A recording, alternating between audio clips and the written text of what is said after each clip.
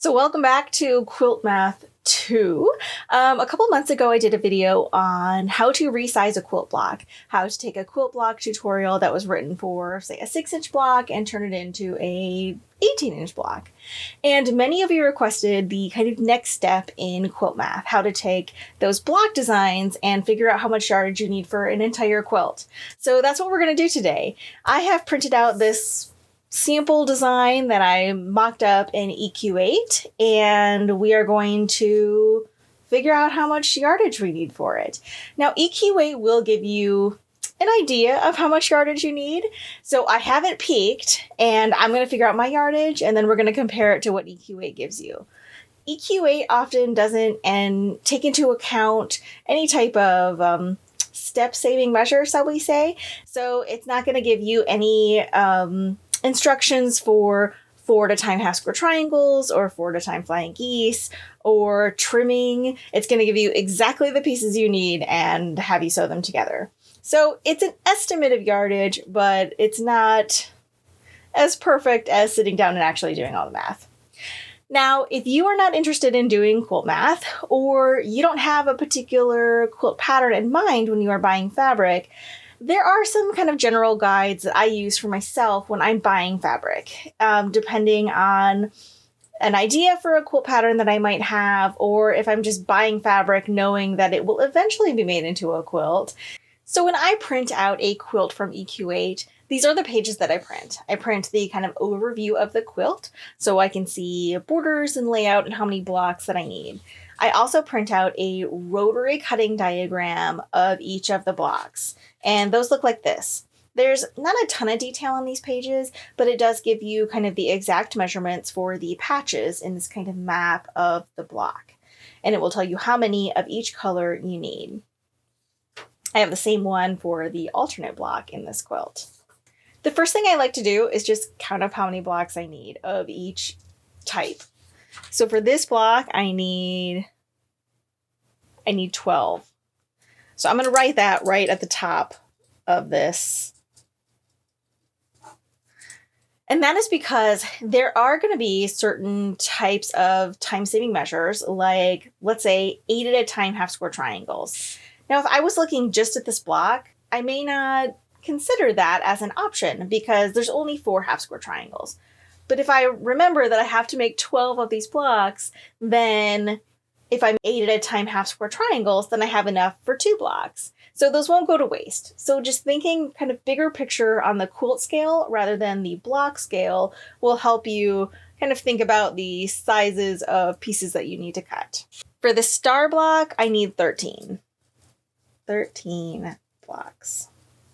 This quilt has 4 fabrics in it. So as I work through this math, I'm going to be kind of keeping track of 4 different totals of fabrics that I need for the 4 different colors. The color schematic doesn't necessarily matter at this point. I often mock up my quilts like this in really high contrast colors so that I can obviously tell which colors match and which don't. These greens that I've used right here are really much closer than I would use if I was doing this for not a video. If I was doing this for an actual pattern, these would be in like crayon colors. It would be blue and yellow and red and maybe like a green, just so that I can definitely tell which pieces go together and which don't. And then once I get all the math done, I'll recolor it to something that's a little more aesthetically pleasing. So for this first step, we are going to ignore all the borders and sashing and just concentrate on building the cut list for all of the blocks. So I'm going to transfer and do a lot of the work on my iPad so that I can kind of zoom around and have everything on one place. And it will also be a little bit easier for you guys to see since I can kind of zoom in. So I'm going to go ahead and recreate the basic shapes of this block here so that I can kind of start making my list.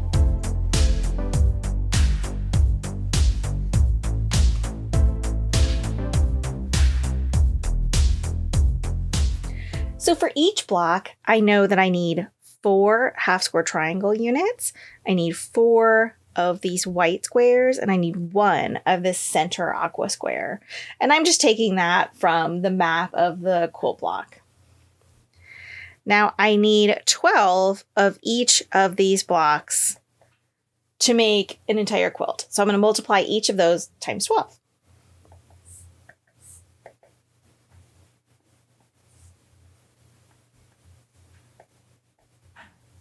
I'm going to go ahead and also put the finished measurements in here so that I can, in the next step, do the math to figure out my actual cutting pieces. So now that I have this done, I can figure out the cutting sizes that I need to get all of these pieces. So let's start with the solid pieces since they're the easiest.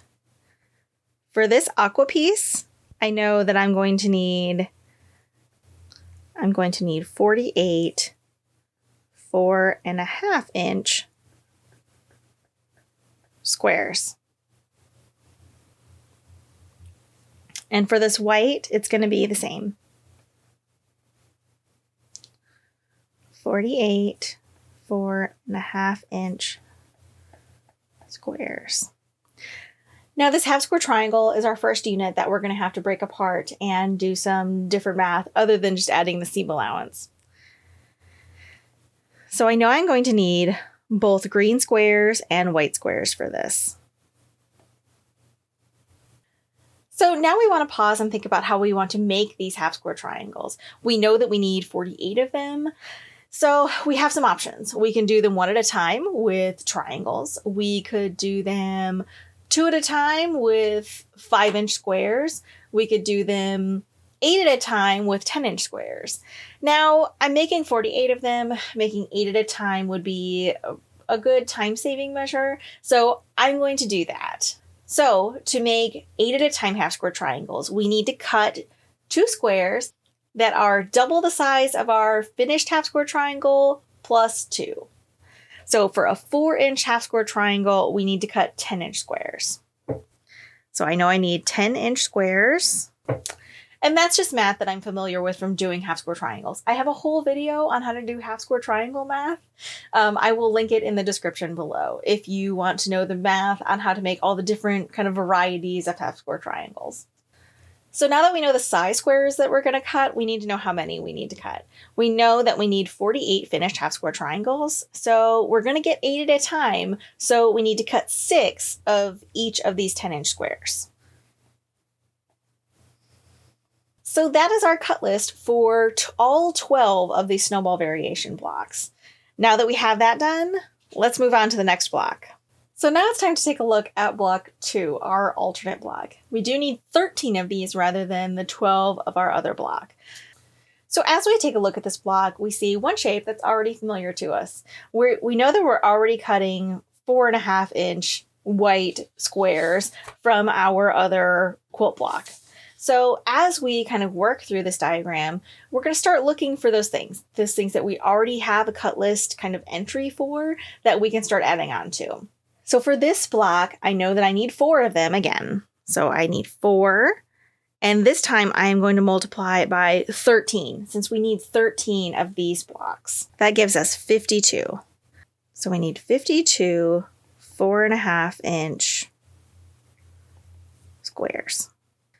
And then when I'm doing a block like this, I will often kind of check it off on the diagram that I have printed out, just so I know I've already taken care of that. So we also need this light green patch. I'm just going to show this one in yellow so that it's clear that it's another color from this green. So I need 1 of those for this block, and we need 13 blocks, so we need 13 squares. Now the last section of this block is this kind of quarter square triangle side unit that we have 4 of. Now there are many ways to make a quarter square triangle block. You could make half square triangles and cut them apart and reassemble them, sew them together into this. But I prefer just cutting the triangles and sewing them back together. So that's what I'm going to do. But I am going to allow a little bit of trimming room. So I've drawn out my little diagram of my quarter square triangle, and it is also a 4-inch unit. And I need 4 of them per block, and I need 13 of them for the entire quilt. So that is 52. Now here's where it gets interesting. We need to cut squares of 3 different colors to make this block. I need a white square, a blue square, and a green square. Now these will all yield 4 of the triangles that we need to assemble this block. The cutting diagram here has you cutting 5 3/16 inch squares and cutting them on the diagonals to get you your 4 pieces. I'm going to round that up because I know that I'm going to want to trim these down. So instead of 5 3/16, I'm going to round that up to at least 5.5. Let's say 5.5. So the difficulty here is that we're going to be cutting 4 triangles from each square. So each of these squares that we're going to cut into triangles are going to make a different number of finished quarter square triangles. There's only one white triangle and one green triangle in each of our quarter square triangles, but there's 2 blue. So we're going to be cutting a different number of blue squares than we are of white and green. So our white squares give us 4 triangles, and we need 1 triangle for each of our quarter square triangle units. So that means we need 13 of these squares, 1 for each of these blocks that we're going to do. So 13 will give us 1 square cut into 4 triangles for each block. So 13 5.5 inch square. And our green are going to be the same because there's 1 white and 1 green for each quarter square triangle. So 13 5.5 inch squares. So now the blue. We need 2 blue triangles for each of our units. And we need 52 units. So that means that for each block, we need to cut 2 squares. That will give us 4 blue triangles here and 4 blue triangles here. So we need 2 per block times 13 equals 26 5.5 inch squares. Now it's time to move beyond the square. We have all of the pieces in our cut list that we need to make all 25 squares, but that's not all there is to this quilt. We also have sashing and cornerstones and a border to deal with. So first we just need to count up how many sashing cornerstones we need. And there are 4 per row and there are 4 rows of them. Now, I haven't designed this so that there are cornerstones on the outer points of the sashing, but you just need to count up how many you have. And if you don't have cornerstones, then you can just skip this step. But I know that I need 16. Now these are 2-inch finished cornerstones because my sashing is 2 inches. Now that isn't clearly visible on here, but it is something that you just decide. That is the measurement that I put into EQ8 when I was designing this layout.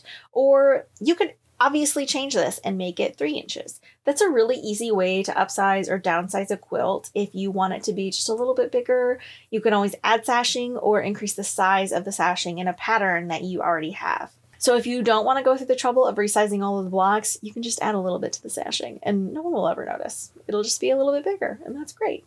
So I know that I need 16 sashing cornerstones and they're 2 inches each. So that means I need to cut 16 2.5 inch squares.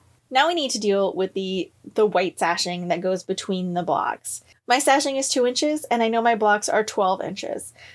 There are 4 sashing pieces between the blocks in a row and 5 per sashing row between the rows. So I need 40 rectangles to make all my sashing. So all I'm doing here is taking that 2x12 measurement that I know I want in the finished quilt and adding my seam allowances, which are 1/2 inch on either dimension. So a 2x12 becomes 2.5 by 12.5. So now all we need to tackle is the borders. Now I have just a plain kind of squared off edge border. There's no mitered corner here or kind of corner block to deal with. So I know that I need 2 pieces that fit on the sides and these are going to be the same size. Okay. So it's 6 inches by the length of this kind of raw edge of the quilt. These are 12-inch blocks and I have 2-inch sashing. So I just add those up and I get 68. So we also have this other top and bottom borders to deal with. These are not going to be the same length as our side borders because they need to cover not only that 68 inches of the top of the center of the quilt, but also cover the side borders that we're going to add on first. So 68 inches plus 2 side 6-inch borders and seam allowance gives us 80 inches. And we need 2 of them to 6.5 by 80.5 inches. So there we go. That is the entire cutting list for the entire quilt. Now, how do we take this list of measurements and transform it into a usable yardage number? All we have to do is kind of add these numbers up, and that's what we're going to do next. I have set up a layer for each of the colors that I'm going to work with, just so I can kind of keep them separate and work on them one at a time. I'm going to work on yellow first since we have the fewest pieces and it's going to be the easiest. Let's just get it out of the way. So for yellow, I am cutting 2 different size squares for this quilt. I need 13 4.5 inch squares and I need 16 2.5 inch squares. Now we need to figure how many widths of fabric we need to get those pieces cut. I always start with the biggest square since then I can sometimes use the leftovers of those pieces to cut smaller squares. So let's start with our 4.5 inch squares. I always work under the assumption that fabric is 40 inches wide.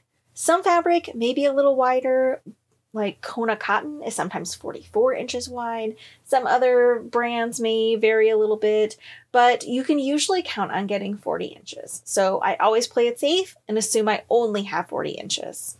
So we have 40 inches to work with. So to find out how many 4.5 inch squares I can fit into 40 inches, I take 40 inches and I divide it by 4.5. I have my trusty giant lime green calculator here. 40 divided by 4.5 is 8. 8.8. I can fit 8 per width of fabric. So we know we can cut 8 4.5 inch squares out of each with the fabric cut, but we need 13. And we can only really measure in full with the fabric pieces because a fabric shop isn't going to sell you an oddly shaped piece of fabric. So we need to calculate our yardage in full with the fabric kind of increments. So although we only need 5 squares from that second with the fabric cut, we need to cut the entire with the fabric cut. So we're going to need 2 4.5 inch by with the fabric. And I'm going to put a little star here because we are going to have extras left over. Out of those 2 4.5 inch with the fabric cuts, we are going to have 1 with the fabric cut that is completely used up by our 8 pieces. But from the next piece, we are going to only cut 5 to make up our total of 13. So 5 times 4.5 is 22. We are only going to use 22.5 inches of that 40 inch strip. So we're going to have 17.5 inches by 4.5 inches left over. So I'm going to write 4.5 by 17.5 leftovers. Now, if you were only cutting one type of square from a color of fabric, then that leftover may not matter. But we started with our large squares because now we need to talk about these 2.5 inch squares down at the bottom. I need 16 of them. So I may be able to use that little leftover piece up here to cut some of those squares. So now we're going to do the same thing for our width of fabric measurement. I know I need 16 2.5 inch squares. So 40 divided by 2.5, 2.5 inch squares is 16. It's exact. It's exactly what we need. Equals 16. So we need 1 2.5 inch by width of fabric. So we are going to end up with this little scrap of leftovers from our 4.5 inch by width of fabric cut. It's about 4.5 by 17.5. Now, we could have done some little tricky stuff to try to cut a little bit more efficiently, but when I'm writing a pattern, I try to make the cutting schematics and the list as easy as possible. I'll reuse little scraps if I need to cut 1 or 2 squares, but I try to make the list as easy to follow as possible so that you're not rummaging back through old strips that you cut to cut additional strips. So I could maybe say, let's cut a 5-inch by width of fabric cut so that I can easily cut some extra 2.5-inch squares by cutting the extra in half and then subdividing it. But I can get all of the 2.5-inch squares that I need from one width of fabric. So that's what I'm going to do. So now let's figure out how many yards of yellow we need. We know we need 2 4.5 inches and 1 2.5 inches. And that gives us 4.5 plus 4.5 plus 2.5. 11.5 total inches.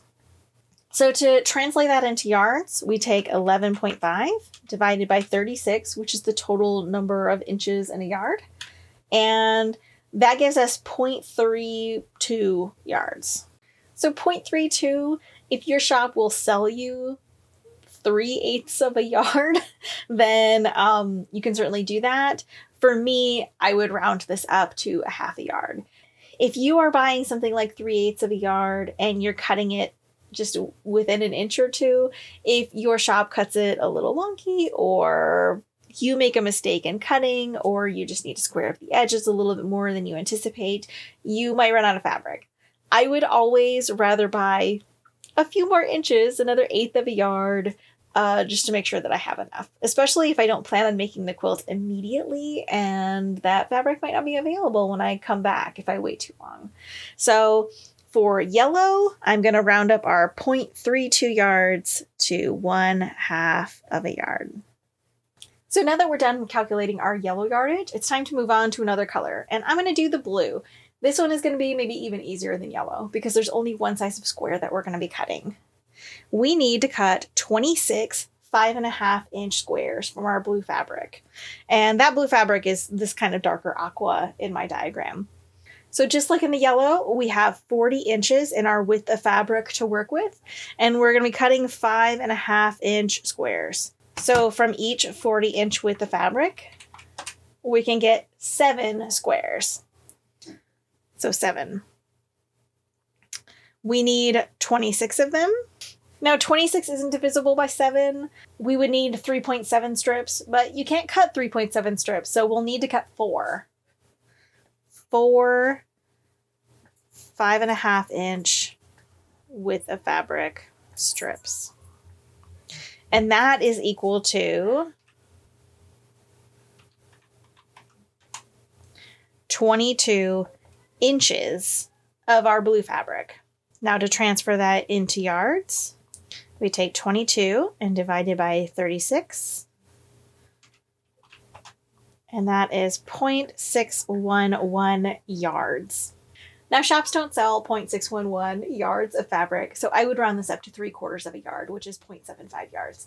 That'll give me just a little bit of extra to clean up those side edges and if someone were to make a mistake.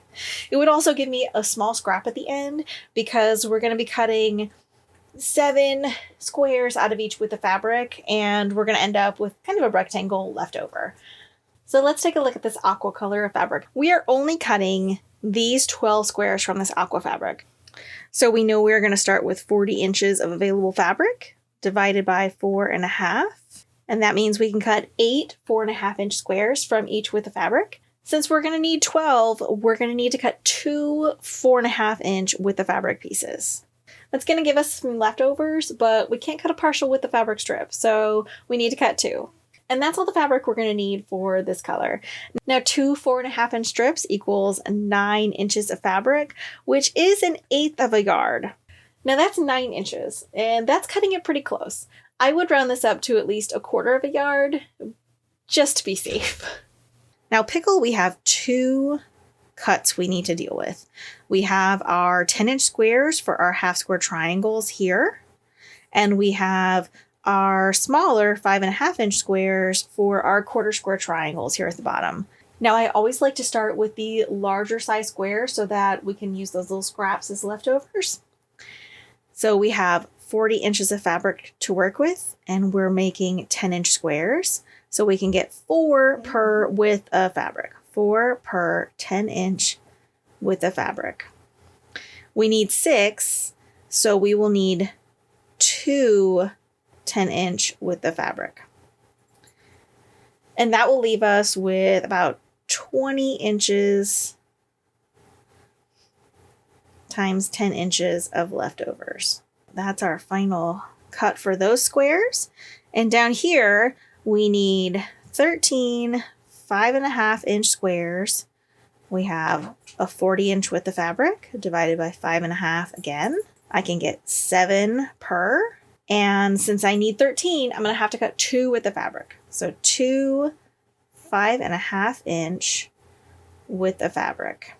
So now we just need to add these up. So we have 20 inches from this, and we have 11 inches here, 31 inches divided by 36 to get our yardage, and that is 0.8611. And I would absolutely round this up to 1 yard.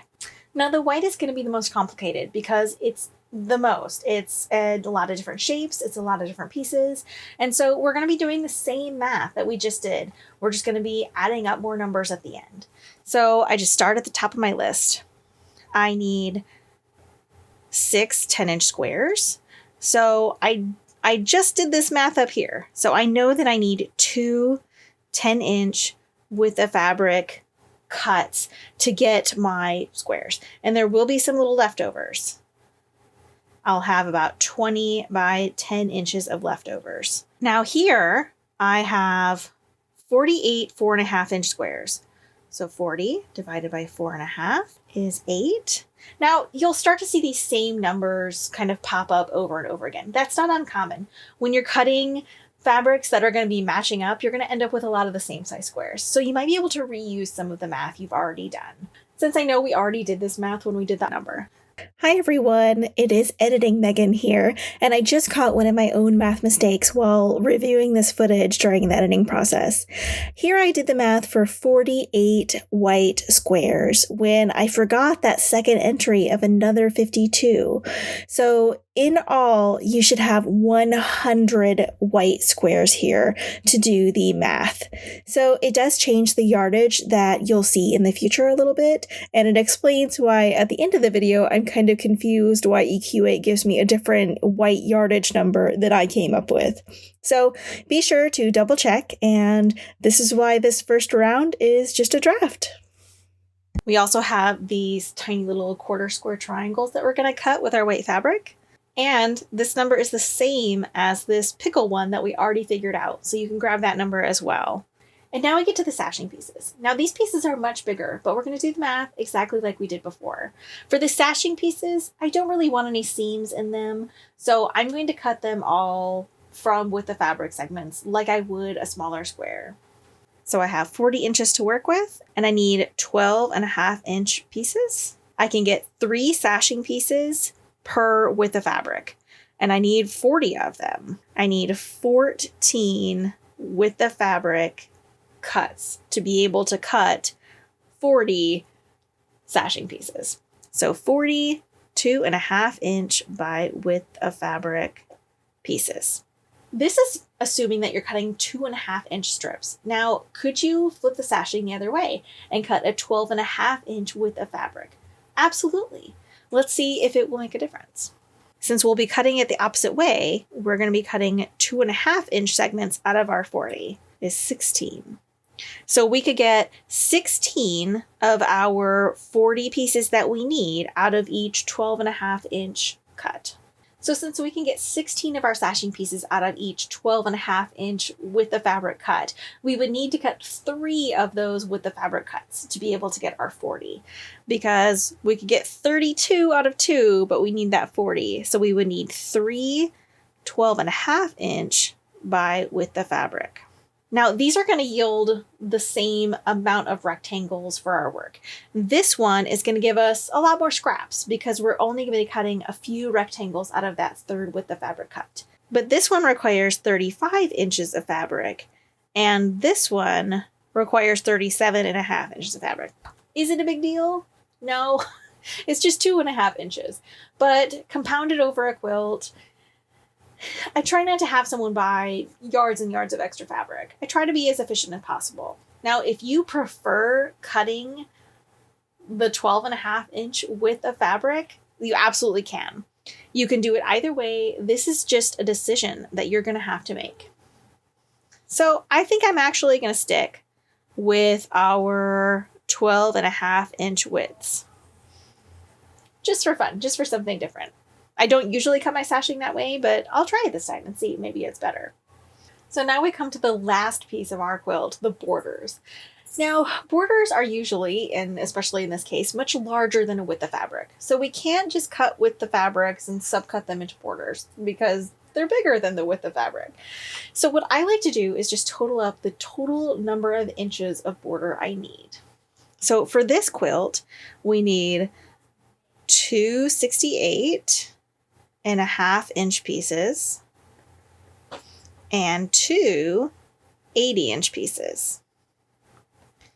And I total all that up, and we need 297 inches of border. So this is a lot like doing a binding. You figure out the total number of inches that you need, and then you figure out how many widths of fabric you need to cut to get that number. So we're going to take our 297 and divide it by 40, because that's our width of fabric. That'll tell us how many strips we need. Is 7.425. Now, you can't cut a partial, so we're going to cut 8 width of fabric pieces. And they are going to be 6.5 inches wide, because that is our width of our border, 6.5 inches. So to figure out this yardage, we take 6.5 inches times 8, and that is 52 inches of fabric we need just for the border. So now that we've done all of the kind of piece with the fabrics, now we just need to add up the numbers. So let's start at the top. We need 2 10-inch widths of fabric, which is 20 inches. We need 6 4.5-inch width of fabrics, which is 27 inches. We need 2 5.5-inch width of fabric, which is 11. We need 37.5 inches, and we need 52 inches for our borders down here. That is 147.5 inches, which translates to 4.09 yards. I'm definitely going to round that up to at least 4.25, probably 4.5 for my own purposes. I always buy a little extra when I'm initially designing a quilt when I'm doing that first draft, just in case there are mistakes or I have done the math wrong and I need to kind of do it again or make another piece. So I'm going to round that up for me to 4.5. And then when I am doing my first draft of this quilt, when I am piecing it, I will be following my own cutting instructions and noting any errors, or if I couldn't quite get that 7 5.5-inch squares out of each with the fabric cut, then I might go back and add a little bit of yardage to that color. It allows me to make some adjustments. So this is the first draft of my numbers. So here's our final yardage list for our quilt. Now, I did go back and make some corrections in this, so you may have noticed these numbers change as I caught one of my math mistakes. But this is my final list, and now I'm going to open up EQ8 and see how close I was to their suggested cutting requirements. Now, I expect these to be similar, but not exactly close, because I know that I oversized some of my pieces, like the half square triangle units in this section, because I knew that I would want to trim them. I also upsized these squares so that I'd be able to trim them, and I'm using some different construction methods than sewing together triangles than they're suggesting. So I expect these to be a little different. So for yellow, I had a half a yard, and they have 3/8 of a yard, which is well within the norm. I had a half a yard. So for blue, they're suggesting 5/8 of a yard, and I rounded that up to 3/4 of a yard. And I'm not too far off with the rest of these. A lot of these are rounding. 3/4, I had 1 yard. And for the aqua, 1/4 of a yard, that was at 9 inches that I'm rounding up to a half a yard. And then for the white fabric, I came up with 4.5 yards, where they're suggesting 4 7/8.